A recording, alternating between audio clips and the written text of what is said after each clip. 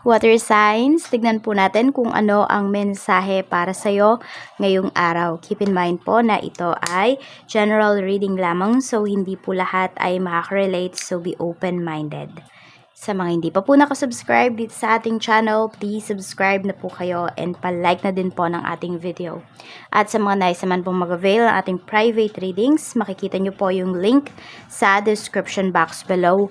Tarot Intentions by Aliana Reyes. Tignan po natin. Okay. At sa mga gusto nga po palang mag-avail ng ating Evil Eye Amulet. Ayan. Yan po ang ating Evil Eye Amulet. Avail na po kayo kasi malapit nang maubos. Ayan, sa mga gustong mag-alaga ng ating Evil Eye Amulet, mag-message lamang po kayo sa ating Facebook page. Okay, Tarot Intentions by Aliana Reyes. Yung link po nasa baba, nasa description box. Okay, so ayan po. Umpisa na po natin ang reading mo. Pero bago yan pala, cleanse muna natin yung space, yung energy.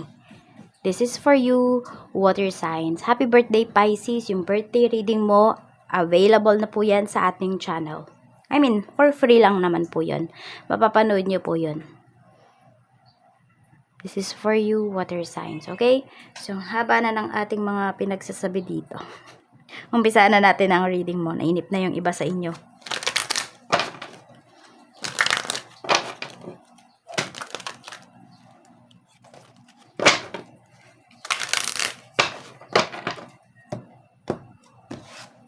We have reaching your destination. Your light is shining brightly.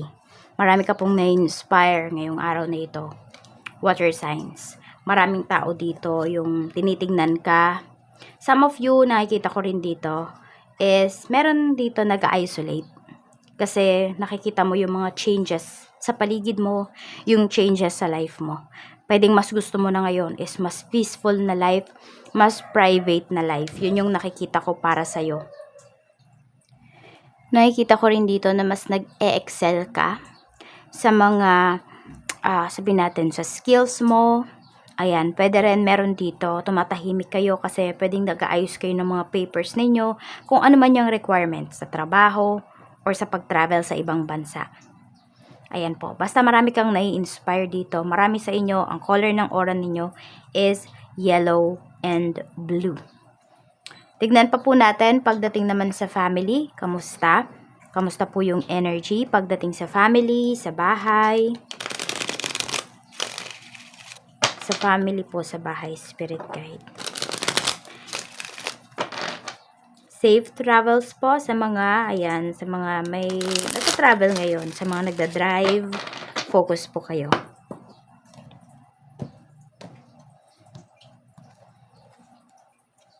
We have Knight of Wands.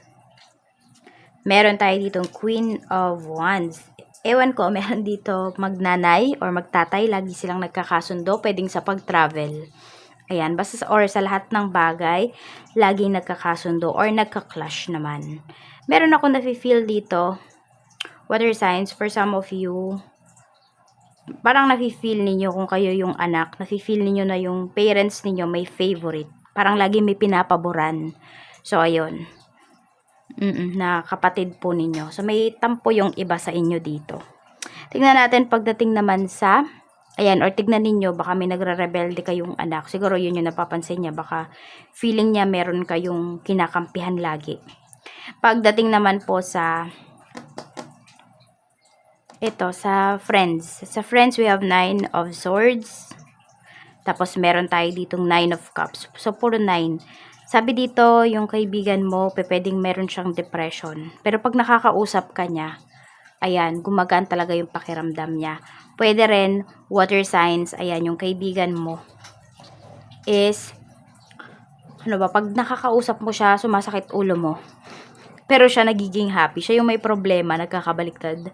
So, pwede po na-absorb niya yung positive energy mo. Ang na-absorb mo naman sa kanya is negative energy. Pwede po itong kaibigan mo, hindi siya aware na siya ay psychic vampire. So, you protect yourself. Pagkatapos mo siyang kausapin, pwedeng maligo ka ng saltwater bath. For some of you naman, kung bago niyo siya kausapin, sabihin mo yung pangalan niya, ang taong ito ay hindi makakaapekto sa energy ko. Hindi ko masasagap ang kanyang mga negative energies. Tingnan natin pagdating sa love life mo, we have the Emperor and we have the World. Ayan po, some of you, meron dito, ang makaka-deal po ninyo is pwedeng nasa ibang bansa. Ayan, so pwedeng some of you foreigner, yung iba naman dito OFW, or pares kayong OFW nitong person mo. So nakikita ko dito na mag-meet kayo, some of you halfway, meron naman dito, pupuntahan kayo dito sa Pinas or uwi na sa Pinas yung person po ninyo or asawa ninyo. So, may celebration dito. Kaya din pala yung iba sa inyo naghahanda kayo. Ayan, may paghahanda kasi sa bahay. So, pwede rin na meron na anniversary, meron dito magpapakasal na. So, pwede po na ang taong ito ay magpo-propose na. Tingnan natin kung ano pa yung mensahe. Pagdating naman po sa kaperahan we have 3 of coins. Meron tayo ditong the Tower. Okay, some of you may problems yung iba sa inyo regarding money. Yan. Meron. So, ano ba itong problems ninyo in terms of money? Pwedeng nagkukulang yung pera. Hindi ko alam kung may na-hospital dito na family members po ninyo, water signs, Cancer, Pisces, and Scorpio. So, pwedeng biglaan to. So, medyo yung iba sa inyo sabihin natin, may ipon kayo, nakalaan yun para sa pag-travel or nakalaan yun sa ibang bagay, sa gamit sa bahay. Pero ang mangyayari dito, pwedeng yun nga, magamit siya sa hospital, ganon, or sa pagpapacheck up. Pwede naman hindi na-admit, pwedeng nagpa-check up for some of you. So, ayun, medyo may struggle sa money. Kaya pa naman solusyonan. Okay, nagulat lang yung siguro yung iba sa inyo kasi may biglaan kayong gastos. Tignan natin. Kaya mahalaga din yung may emergency funds po tayo. Tignan natin, kahit sabihin natin, pa 10 pesos or 20 pesos a day, yung ihulog po ninyo doon. Check naman natin sa career mo. Sa career, we have the Fool. Ayan po, pagdating sa career, we have the Fool. Mayroon tayo ditong 7 of Wands. So, meron naman dito, family member mo rin, or could be your person, or pwede rin naman nakatrabaho mo, na pinupush ka niya na lumipat ng ibang company. Tignan mo, bakit, kung coworker mo yan, bakit sinasabi ng coworker mo? Kasi feeling niya, tingin niya sa'yo, ka-competition ka niya. Water signs. Kaya pinapalipat ka niya dito. So, maging matigas ka dito, huwag kang lumipat kasi pwedeng mag-grow ka pa dito sa current career mo. Huwag ka agad sumuko. Okay? So, pwedeng mga china-challenge ka nila ng mga coworker mo. Alam mo yung inuubos nila yung pasensya mo. Ayan. Pero kasi nakikita ko sa'yo dito, kayang-kaya mo silang pakisamahan. Actually, kayang-kaya mo nga silang laruin. So, siguro, ayun, medyo magpanggap ka muna na medyo, alam mo yun, wala kang masyadong alam, ganyan. Kasi, yun nga, kapag nalalaman kasi nila na magaling ka, or pag nalaman nila na magaling ka talaga dyan sa job mo, ayun, pag-iinitan ka nila.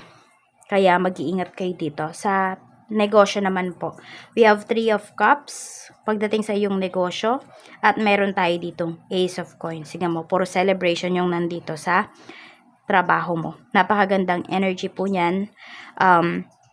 Water sign. So, yung sales ninyo, talagang makakakota po kayo. Pwedeng sobra pa sa kota. Yung inyong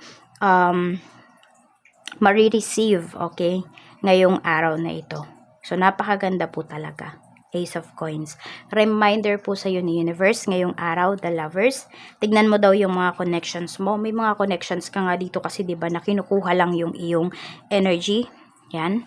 At yung iba naman po sa inyo, tignan nyo yung relationship mo with your coworker. Ano ba yung mga, some of you kasi, pwedeng kayo yung mag-a-adjust dito. Kasi kayo yung mas mature mag-isip. Water signs, wala yan sa age.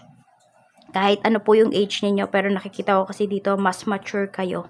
So, parang ganun. Sometimes, kayo na lang yung mag-adjust. Pero sabi ko nga dito, may nanti-trigger kasi sa'yo para lumabas yung totoo mong ugali. You know, yung, I mean, di man siguro totoong ugali yun. Siguro yung totoong ugali na palaban.